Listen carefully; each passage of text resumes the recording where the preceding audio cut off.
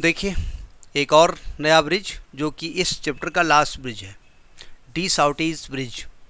इनका भी काम था किसी कैपेसिटर की कैपेसिटेंस को निकालने के लिए उन्होंने ब्रिज बनाया। ठीक है, तो लिखिएगा। तो आप जानते हैं कि ये आपका एसी ब्रिज के इम्पीडेंसेस थे Z1 Z2 Z3 Z4। यहाँ पर डिटेक्टर था और नल कंडीशन यानी बैलेंस कंडीशन में ये डी की वैल्यू में कोई डिफ्लेक्शन नहीं था। ठीक है, तो इसकी जगह पे ये जोड़े गए हैं। तो लिखिएगा कहानी, it is used to measure the capacitance of a capacitor to measure the capacitance of a capacitor and also used to compare two capacitances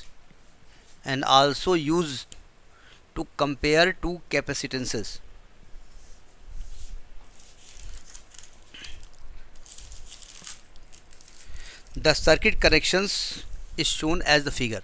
The circuit connections of this bridge is shown as the figure. ये circuit connections हैं। अब कौन variable है ये आप जानते हैं। ठीक है, तो हमने कहा ये Z1 की जगह C1 यूज़ किया गया, Z2 की जगह C2 यूज़ किया गया, Z3 की जगह R3 यूज़ किया गया और Z4 की जगह R4 यूज़ किया गया। और R3 और R4 वेरिएबल है और C1 की वैल्यू यहाँ पर निकालनी है, यानी कि यहाँ केवल C1 निकालनी है। उस ब्रांच में केवल C है सर्किट। ठीक है, तो बैलेंस कंडीशन आप जानते हैं Z1 Z4 is equal to Z2 Z3। तो लिखिए, we know that the bridge balance condition of AC bridge is Z1 into Z4 is equal to Z2 into Z3। ये आप जानते हैं। यहाँ पर Z1 क्या है, डायरेक्ट लिखे जा रहे हैं, ABO नहीं, लैंग्वेज नहीं लिख रहे हैं। Z1 क्या है, इस वाले का है आपका इम्पीडेंस, क्या होगा 1/j⍵ C1। सही कर रहा हूँ ना मैं। Z2 क्या होगा, इस वाले ब्रांच का होगा, तो 1/j⍵ C2। और Z3 क्या होगा, सिंपली R3 होगा। और Z4 क्या होगा, सिंपली R4 होगा। तो putting all these values in equation 1 रखो। Z1 की वैल्यू क्या आएगी, 1/j⍵ C1 इंटू Z4 की वैल्यू क्या आएगी, R4 is equal to Z2 की वैल्यू क्या आएगी, 1/j⍵ C2 into R4। Z3 की वैल्यू क्या आएगी, R3। अगर ध्यान से देखो तो केवल इमेजनरी पार्ट यहाँ पर है। ठीक है, तो अल्टीमेटली J भी कैंसिल हो जाएगा, ओमेगा भी कैंसिल हो जाएगा, तो यानी कि यहाँ पर आएगा आपका R4/C1 is equal to R3/C2 या R4/R3 is equal to C1/C2। एक तो ये कंडीशन आएगी और यहाँ से C1 C2 को कंपेयर भी आपने कर लिया, इनका रेशियो कितना आ रहा है। और यहाँ से आप C1 की वैल्यू भी निकाल सकते हैं। C1 की वैल्यू अगर निकालना चाहें तो C1 की वैल्यू आ जाएगी R4/R3 इंटू C2। तो ये C1 निकालने का फार्मूला भी हो गया। ठीक है, तो लिखिए, एक ही कंडीशन आई है, यही तो दोबारा लिखी गई है। तो लिखिए, this is the bridge balance condition which is free from frequency of the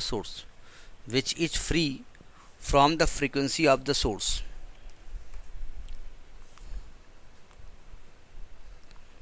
अब इस कंडीशन को अचीव कैसे किया जाएगा, R3 और R4 को बैलेंस करके।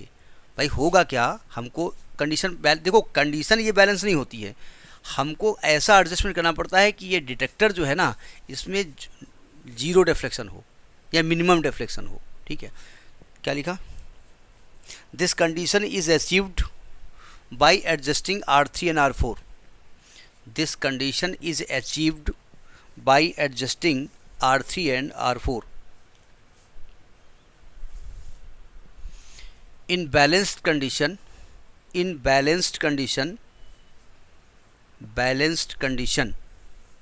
minimum or no sound is heard in the headphone.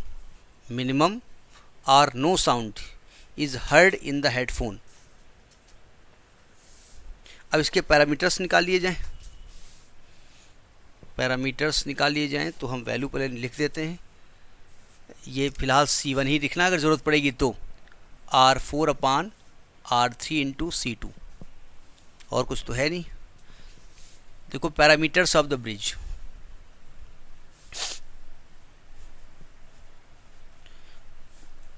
देखो ये केवल C सर्किट है, केवल C तो इसमें है, तो लिखिए parameters of the bridge. Parameters of the bridge, number 1 क्या निकाला जाएगा? Impedance angle. इम्पीडेंस एंगल क्या होता है मालूम है आपको? फॉर्मूला नहीं सर्च कर सकते आप, क्योंकि केवल C यहाँ पर है। तो C में हमने पढ़ा है, अभी हम इसकी पहले वाले ब्रिज में हमने बताया था कि अगर ये आपका करंट है तो C की जो वोल्टेज होती है VC, वो 90 डिग्री लैग करती है, पीछे चलती है। ठीक है, वोल्टेज पीछे चलेगी। तो लिखिएगा as there is only perfect capacitor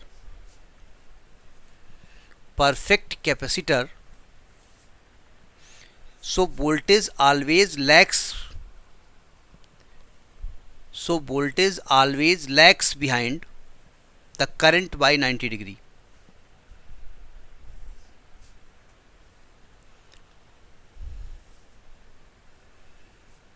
voltage always lags behind the current by 90 degree, so impedance angle theta is equal to -90 degree होता है। लेकिन किस कंडीशन में? कोई एनर्जी लॉस ना हो, कोई रेजिस्टेंस हल्का फुल्का ना हो, आइडियल कंडीशन में। लेकिन हम जानते हैं कि इन प्रैक्टिस परफेक्ट कैपेसिटर पॉसिबल नहीं है, इसलिए एग्जैक्ट 90 डिग्री ना होकर के कुछ 90 से कम होता है, थोड़ा सा कम हो जाता है। ठीक है, तो नीचे लिखे इन practice perfect capacitor is not available perfect capacitor is not available, so here theta will be greater than -90 and less then 0। मतलब इसी के बीच में कहीं वैल्यू आएगी, हल्की फुल्की, थोड़ा बहुत कम ज़्यादा हो जाएगा, ये हो सकता है। अब नेक्स्ट लिखिए पावर फैक्टर। नेक्स्ट लिखिए पावर फैक्टर, वैल्यू सब में सब कुछ निकलना है। पावर फैक्टर दूसरा है पावर फैक्टर, यानी क्या? कॉस थीटा निकालना है। तो as theta is equal to 90 degree यहाँ पर है, तो कॉस 90 की value cos theta, so cos theta जो कि कॉस 90 होगा, वैल्यू क्या हो जाएगी? 0। अब आपके यहाँ तो -90 है, तो -90 कर दो। -90 करोगे तो यहाँ -90 आएगा, और cos minus theta plus cos theta होता है, फिर 0 आएगा। तो पावर फैक्टर क्या होता है? 0। लेकिन चूँकि परफेक्ट ये आइडियल केस में आता है, और आइडियल आप जानते कुछ है नहीं, हमने बचपन से पढ़ा है ideal teacher, ideal parent, ideal student, ideal बाद लिखते थे। आइडियलिज्म में केवल कंसेप्ट है कि हाँ होना चाहिए। तो लिखिएगा for the perfect capacitance phase theta is equal to -90 degree. For perfect capacitance, perfect मतलब कोई एनर्जी लॉस वगैरह उसमें ना हो रहा हो, theta is equal to -90 degree. So power factor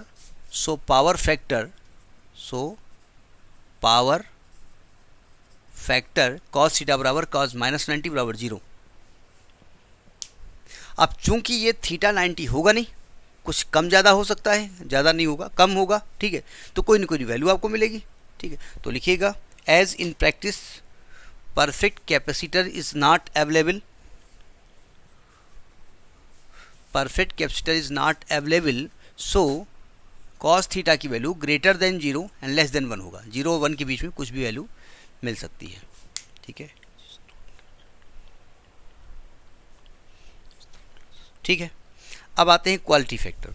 अब यहाँ पर क्वालिटी फैक्टर का एक्चुअली एक मीनिंग बताई जाएगा। ठीक है, अब लिखिए quality factor. Quality factor,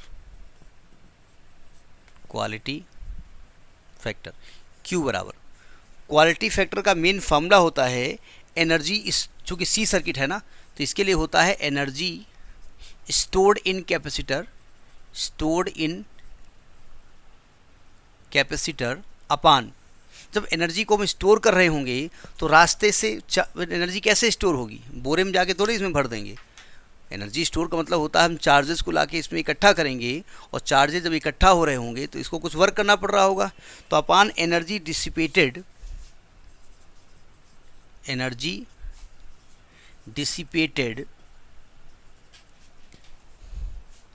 as thermal losses, मतलब थर्मल लॉस के तौर पे वो एनर्जी डिसिपेट हो रही होगी। थर्मल मतलब रास्ते में हीट हो रहा होगा, किसी वजह से हो रहा होगा। लेकिन हम तो बात आइडियल केस की ले रहे हैं, ठीक है, कि परफेक्ट में कोई एनर्जी लॉस होता नहीं। तो as for perfect capacitor energy loss क्या है? ज़ीरो। तो इसका मतलब क्या होता है कि क्वालिटी फैक्टर इन्फिनिटी होगा। इसका इनफाइनाइट क्वालिटी भरी पड़ी है। अरे दादा, ठीक है। अब चूंकि आइडियल कैपेसिटर अवेलेबल नहीं है, एनर्जी लॉस कुछ ना कुछ तो होगा ही होगा। अब कुछ ना कुछ होगा तो कुछ ना कुछ डिवाइडेड बाई कुछ ना कुछ गिव यू कुछ ना कुछ, भाई एनर्जी कुछ उसकी होगी, पावर लॉस कुछ ना कुछ हो रहा है, तो ये कोई रिजल्ट आपको देगा ना, वैल्यू कुछ देगी, तो कोई एक वैल्यू मिलेगी आपको, कुछ भी मिल सकती है। तो लिखिएगा as in practice ideal capacitor is not available, so quality factor will be a finite value.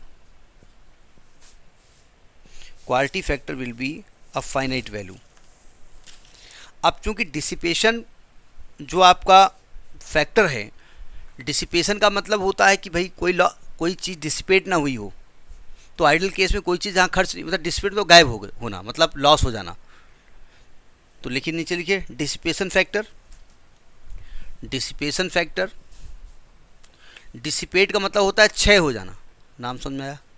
ले मतलब ख़त्म हो जाना, लॉस हो जाना, ठीक है, फिनिश हो जाना, कोई चीज़ कम हो जाना।